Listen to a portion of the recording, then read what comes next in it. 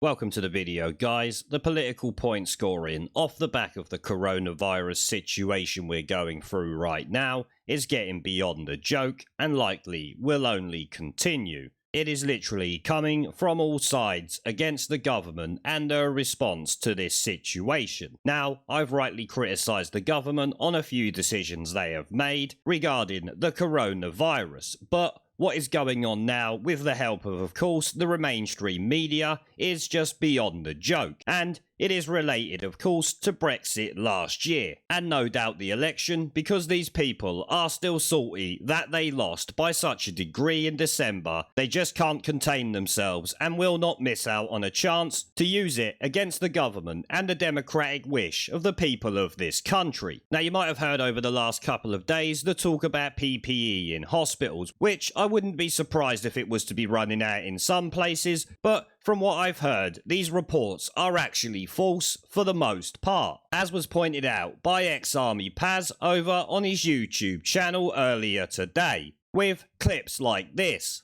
This person says, are there any nurses or doctors working in the NHS that aren't Labour Party activists? The reason I'm quoting that and saying this is because they're all coming out the woodwork all of a sudden. And they're using the NHS, their own employer, as a political football. And then this lady, Kate, I've blocked out her child's face because I don't believe in using kids as,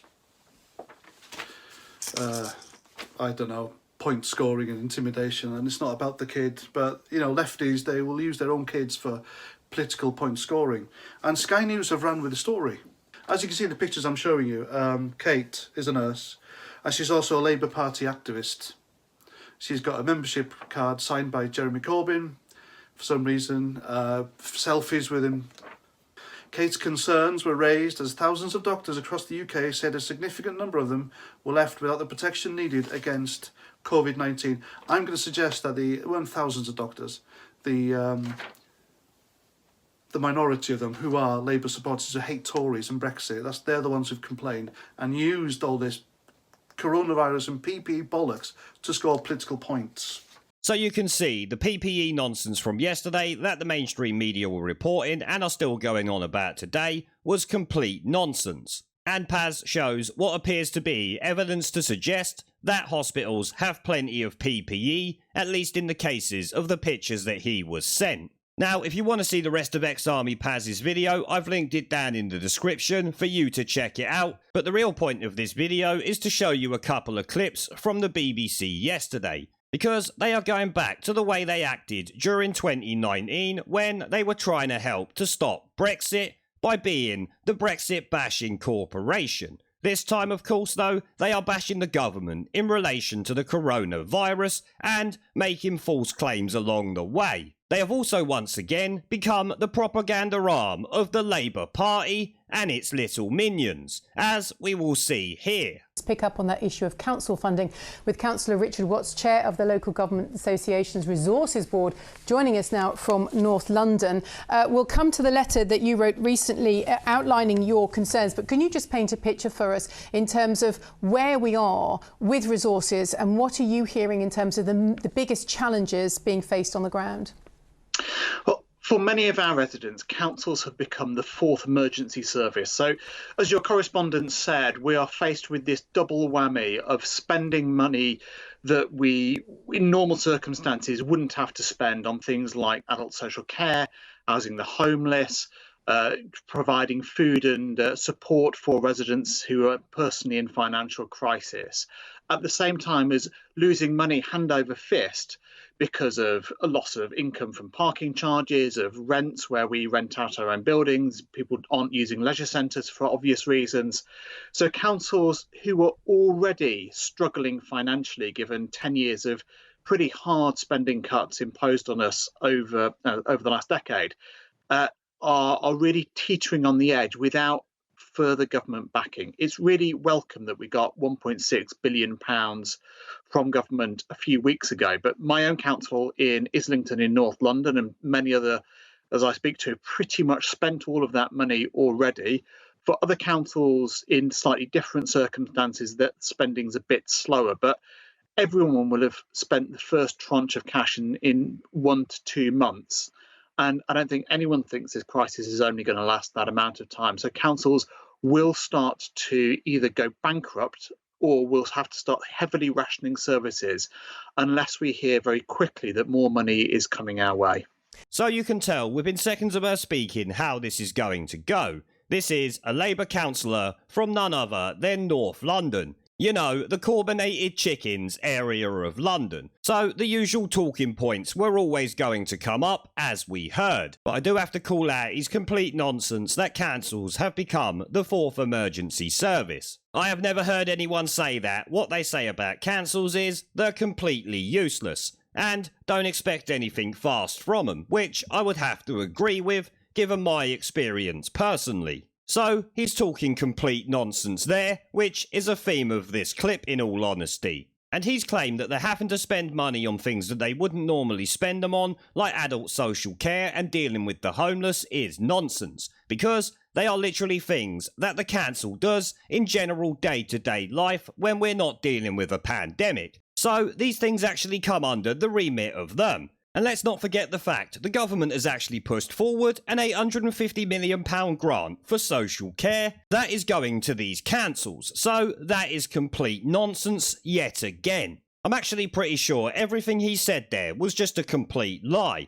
Most of what he said the council has to do anyway, and the last thing I've never heard of any council doing in my life before now. I've never known the council to be someone who you can go and get help with if you are destitute and need food. Usually, that would be the job centre, surely. Unless things have changed, I would expect it would still be the same. Financial crisis has always been a DWP thing, not a local council. But it only takes him about a minute of talking to get down to 10 years of Tory austerity. You know, the usual Labour Party talking point. He is essentially just a mouthpiece of Jeremy Corbyn and the rest of the Labour Party. Or should I say Sir Keir Starmer now, though essentially it's exactly the same party as when the carbonated chicken was running the show. But you heard him say it was really welcome that they got 1.6 billion 3 weeks ago, of which this arsehole has already spent his council's allocation of,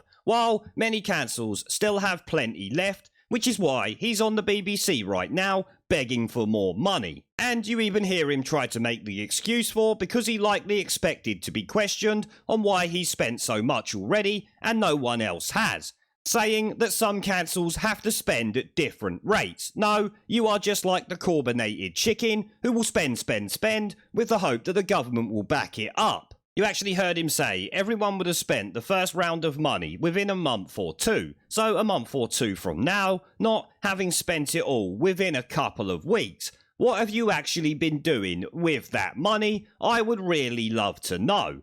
Personally, I've worked for a London council before, and let me tell you something, they were extremely wasteful with the money. And if the budget refresh was coming up, they would spend to make sure they had no money left, so they could guarantee the same amount next year or even higher. Because if they left money in the pot, then their funding would be dropped accordingly because they're not spending as much as was being given to them. And let's remember, this is our money they're spending. To me, in that clip, it just sounds like he's begging for an open checkbook from the government, which he continues in this clip we'll take a look at now.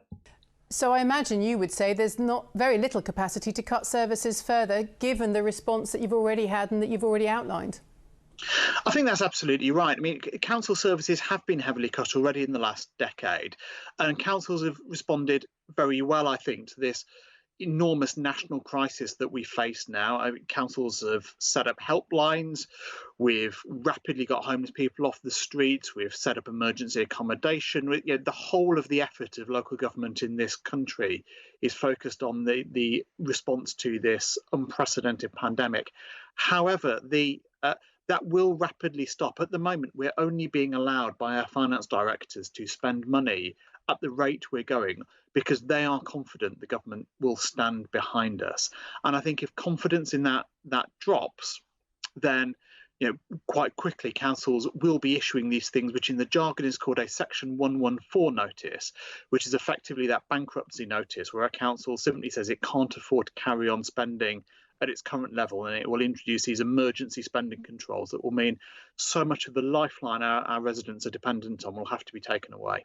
Now, I feel I need to point out before we start on this clip that not once did the BBC pull him up on anything he said there, or even bother to question him why he had spent all of that money in just 3 weeks' time when others had not. He said that his council has to spend more. Well, explain that. That's our money you're spending, mate. Surprise, surprise though, he's instantly back on to the Tory cuts, because everything needs to be reminded about that. When, in actual fact, they're probably not Tory cuts, they're actually just cutting back what Labour had thrown into it when they were last in government. Meaning Labour can call it cuts because it's less money than they were wasting on these services. I mean, take the Labour Party talking point of the NHS, which has a record amount of funding at the moment, yet they still run around saying is underfunded, when we all know, realistically, the NHS is just mismanaged. They will offer 30 to 50 grand a year for a diversity and cohesion manager rather than employing a doctor or 2 nurses for the same amount of money. But that, of course, is the Tories' fault, if you believe these Labour shitweasels and their propaganda arm, which is the BBC. You heard him say there, though,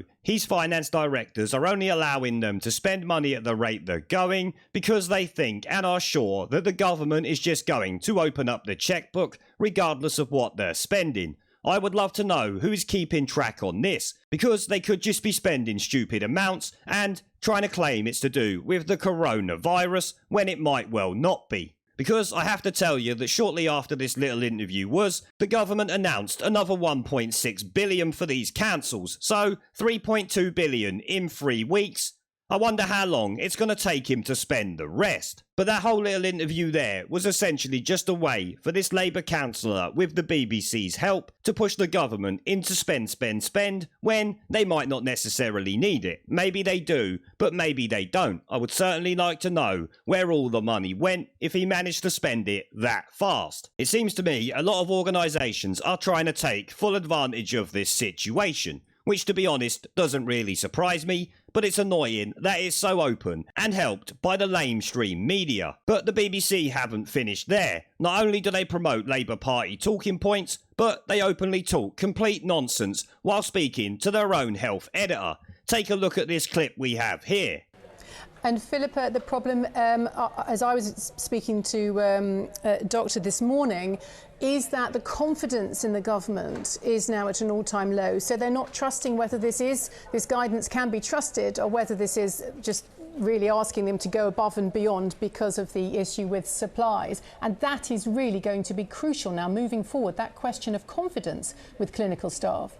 Now, you heard there the BBC host talking about confidence in the government and how the NHS staff don't have it. They're basing this on some piss-poor survey that does not cover the whole of the NHS, and instead likely just covers the Labour activist base, because we'll probably find out that this poll was carried out by some left-leaning organisation, as this is always the way. And let's be honest, as Paz pointed out, most of these people who are complaining about the NHS's situation at the moment are not necessarily doctors or nurses. They are, first and foremost, Labour Party activists, a bit like most of the people at the BBC, it would seem. Now obviously, the BBC's behaviour here does not surprise anyone. And of course, a Labour Party councillor is always a Labour Party councillor. We know what they're like. But you would think, given that this is such an unprecedented situation, they would put the party political bullshit aside and just get on with it. I guess that is not possible, and instead, every situation there ever is will need to be used as a political stick to beat the opposition with. And no doubt they will always have the help of the LameStream media like the BBC and Sky News, who, like I said and Paz pointed out in the parts of his video that I showed you,